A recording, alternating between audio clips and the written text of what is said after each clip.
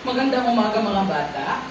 Magandang umaga po, Teacher Juan. Okay?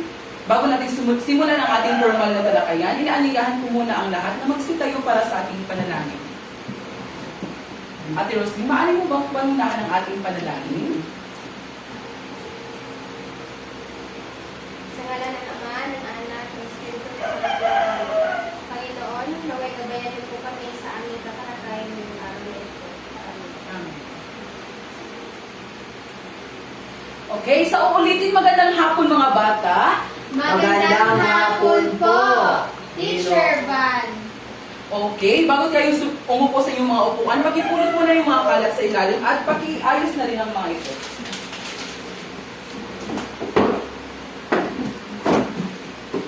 Pwede na kayong umupo. Ngayon, kumusta naman kayo? Mabuti po.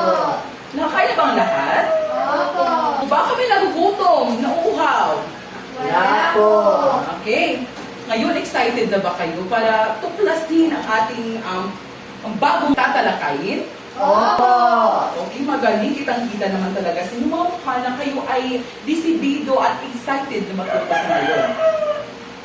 Okay, ngayon, para malaman ko kung sino yung lumiban sa ating klase, ay mag-attendance muna tayo. Pag sinabi ko ang iyong mga pangalan, ang sasabihin nyo lamang ay narito po guro. Naintindihan nyo ba? Opo. Okay, simulan na natin sa mga lalaki. Anton Leonard Arimang, Narito po. Eduardo Arlalejo, Narito po. Bill J. Gonzaga, Narito po. Princess Shani P. Baksan, Narito po. Rose Milo Crisio. Narito po. Magaling, walang lumiban sa ating klase sa araw na ito. Lubos akong nagagalak na kayo ay naririto. Kasi meron na naman kayo matutunan, di ba? Ngayon, sa oras ng ating talakayan ay may mga alituntunin ako inihanda na inyong susundin para magkakaroon tayo ng matiwasay na diskusyon. So ngayon, nais kong basahin ninyo ang ating mga alituntunin. Pumasok sa takdang oras. Isuot ang tamang uniforme. Makinig sa guro habang nagsasalita. Makilahok sa oras ng talakayan. Maghintay ng tawag sa pagsagot sa klase. Okay, maliwanag ba ang ating mga alituntunin na dapat ating sundin? Opo! Ala, pag hindi nasunod ang mga alituntunin, ano ang mangyari sa ating talakayan? Hindi magkaintindihan. Hindi magkaintindihan. So, kailangan talagang sundin ninyo ito kung gusto nyong matuto talaga at para magkaroon talaga tayo ng matiwasay na diskusyon. Okay. Ngayon, bago tayo dumako sa ating bagong tatalakayin, ay alamin muna or alalahanin or balikan natin kung ano yung mga tinalakay natin nung nakaraang araw. Ngayon, ang tanong, ano ang topiko na tinalakay natin nung nakaraang araw? Yes, Princess? Pag-ugnay po, teacher. Magaling. Bigyan natin ng 5 palakwak si Princess kasi magaling siya. Naalala niya talaga yung yung topiko na ating tinalakay. Ngayon, sino ang makapagbibigay ng kahulugan kung ano ang pag-ugnay? Yes, Rosmi. Teacher, ang pag-ugnay po ay isang salita na inuugnay pa sa isang salita. Magaling. Bigyan natin ng 5 palakpak si Rosmi. 1, 2, 3, 4. Ngayon, ano naman kaya ang mga uri ng pang-ugnay? Yes, Anton? Ang uri ng pangkugnay ko ay pangbukol, pangatlig, at pangatnig. Okay, bigyan natin ng 5 palakpak si Anton.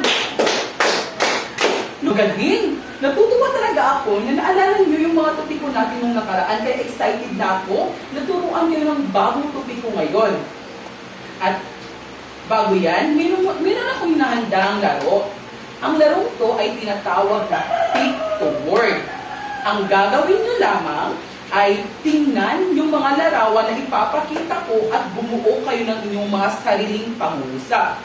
At kung gusto nyo pag sumagot, ay itaas nyo lamang yung kanang kamay ninyo at para ma-recognize ko kayo. Okay? Naintindihan ba? Opo. May katanungan ba? Wala po. Okay, simulan na natin. I ay magbigay muna ako ng isang halimbawa. Ito. Anong nakikita nyo sa larawan? Masaya. Bata. Ang unang larawan, bata, no? Yung pangalawang larawan, Nagsasayaw. sumasayaw. Kapag ang gawa natin ng pangungusap, ano ang papasok sa ating isipan? Batang sumasayaw. Ay, magaling! Batang sumasayaw. Okay, alam kong ready na talaga kayo sa ating laro. Ngayon, simulan na natin. Paalala ko lang ha, itaas lamang ang kanang kamay kung gustong sumagot ha. Para sa unang larawan. Sir, Yes, Anton? sabong mabango. Magaling! Bigyan natin ng palakpak si Anton. Para sa pangalawang larawan. Sir, Yes, Rosmi? Maasim na mangga. Maasim na mangga. Magaling! Bigyan natin ng palakpak si Rosmi. Para sa pangatlong larawan. Princess? Natutulog na pusa. Magaling! Bigyan natin ng palakpak si Princess. Para sa ikaapat na litrato. Yes, Anton? dahong tuyo. Dahong tuyo. Magaling! Bigyan natin ng palakpak si Anton. Para sa huling litrato.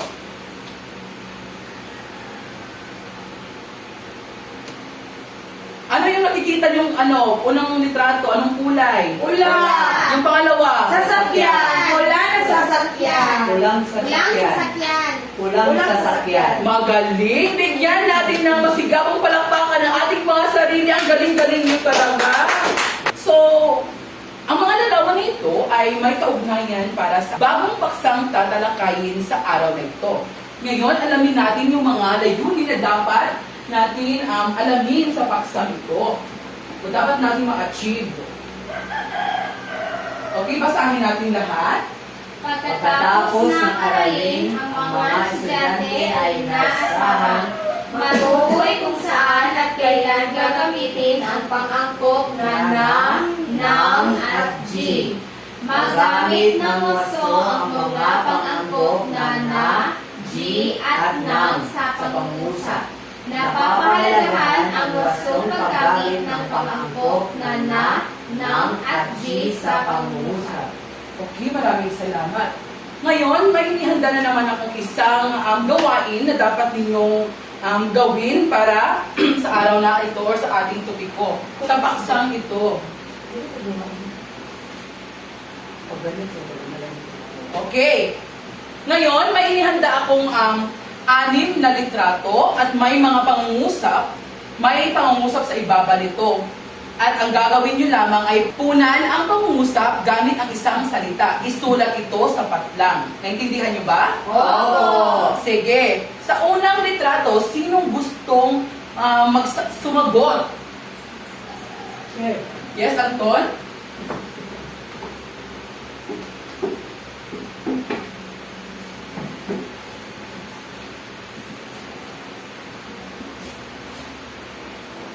Basahin nyo.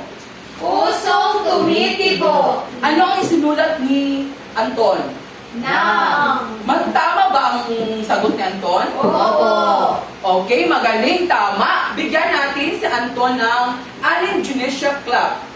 Handa na ba? Alam niyo ba yon? Opo. Alam niyo na? Oo. Sige, bigyan na natin si Anton ng Allen Junisha Club. 1, 2, 3. 1, 2, 3. Very good, Very good, very good. Okay. Ngayon, sa pangalawang larawan. Yes, Princess?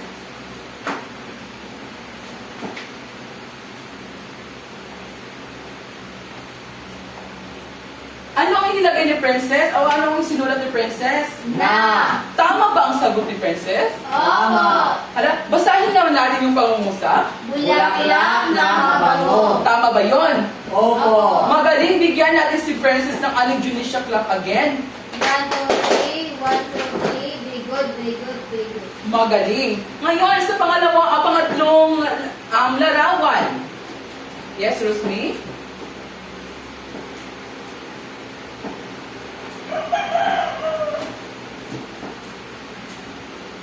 Ano ang sinulat ni Rosmi? G. Nabasahin nga natin yung pangusap. Bituin, kubik, Sa isla. tingin nyo, tama ba siya? Opo. Magaling. Bigyan natin si Rosmi ng aling Junisha clap. 1, 2, 3, 1, 2, 3. Very good, very good, very good. Sa pang-apat na larawan, sinong may gusto? Yes, Anton?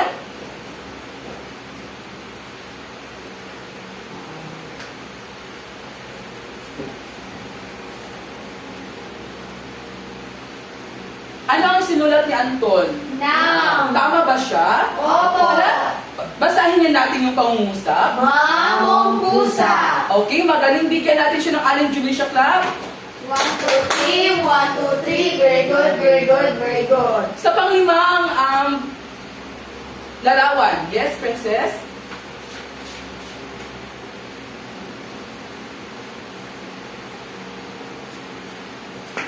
Tama ba si Princess? Opo. Okay, basahin nga natin yung pangungusap. Masarap na pizza. Okay, bigyan natin si Princess na masigabong palakpakan.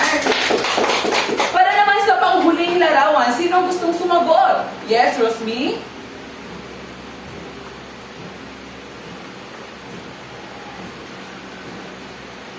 Tama ba si Rosmi? Opo. Basahin na natin yung pangungusap. Tindahang maliit. Okay, magaling. Tama siya. Bigyan natin siya ng masigabong palakpakan. Batay sa gawaing isinagawa natin kanina, ano-anong mga katagal na maaari natin isulat sa isang salita? Yes, Rosmi? Nang. Ano pa? Na. Yes, Anton? G. Magaling! Ang mga katagang maaari natin isulat sa mga salita para makabuo tayo ng isang magandang pangungusap ay ang mga katagang na, ng, at G. Ngayon, para sa inyo, ano ang ideya nyo sa topikong ating tatalakayin ngayon? Yes, Rosmi? Teacher, sa tingin ko, ito ay tungkol sa pag-uugnay ng salita. Magaling! Bigyan natin ng palakpak si Rosmi. Ang tatalakayin natin ngayon ay tungkol sa pang-angkop. Kaya, halina't sabay-sabay natin alamin kung ano nga ba ang pang-angkop at ang mga uri nito. Ngayon, basahin nyo nga kung anong pang-angkop. Pang-angkop ay mga katagang idinulugtong sa pagitan ng dalawang salita upang maging kaaya ang pagbigkas ng mga ito. Okay, magaling. Pag sinabi pala natin pang-angkop, ito ang mga idinulugtong natin sa dalawang salita para daw aya-aya ang pagbigkas o pagrinig na isinasabi ng isang tao.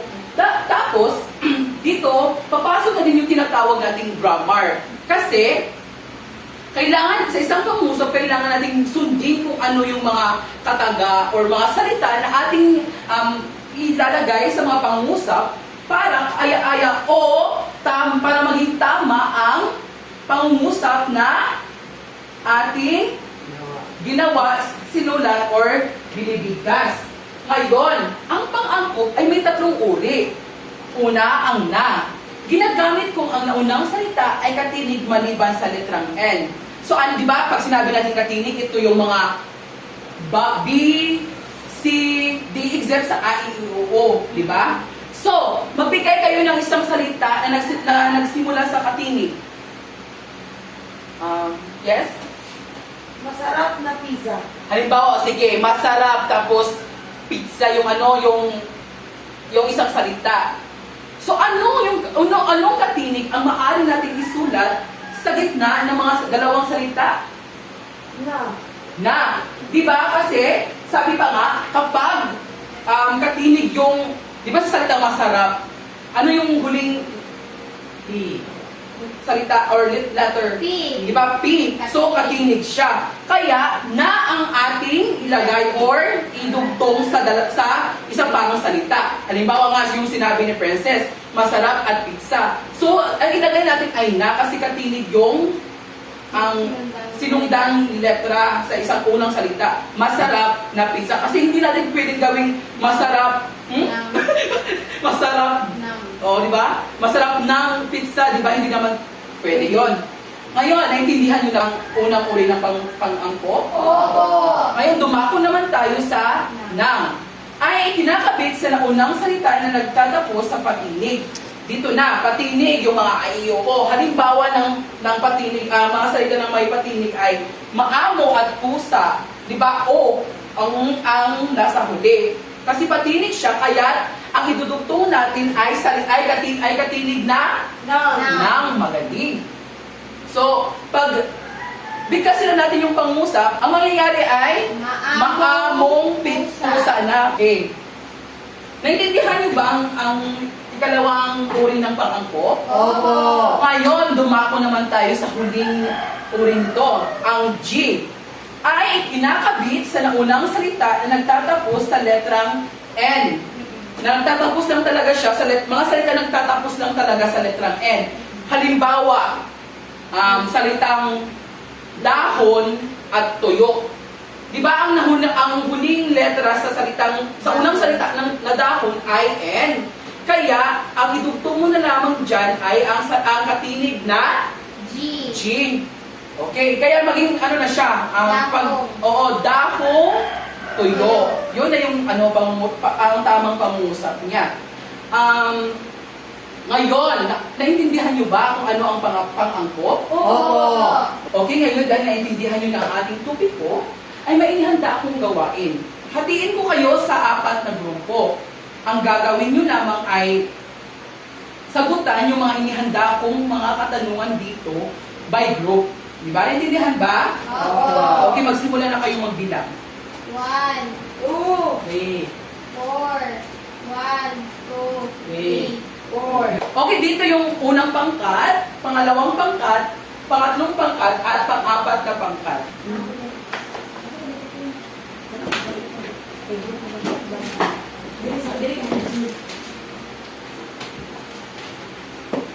Tapos ito yung sasagutan ng unang pangkat. Pangalawang pangkat. Pangatlong pangkat. Pang-4.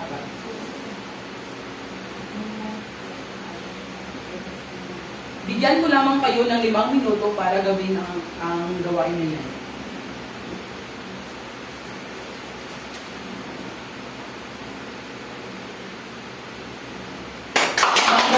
Sige, pwede na kayong bumalik sa inyong mga upuan.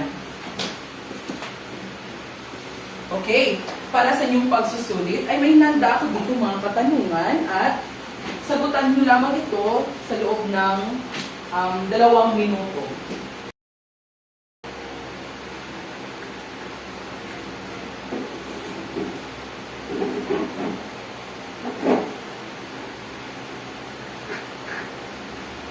Tapos na ba? Opo. Okay, pakipasa naman sa una.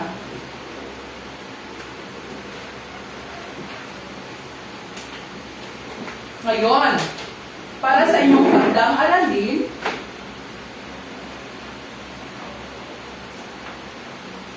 sumulat ng 5 pangungusap sa bawat pang-angkop na ng at G. Naintindihan nyo ba? Opo. Okay, mabuti naman. Okay, para sa pangwakas na panalangin, inanyayahan ko si Princess para pamunahan. Sa ngalan ng Ama, ng Anak, ng Espiritu Santo. Amen. Paalam na sa lahat. Paalam na po at maraming salamat, Teacher John.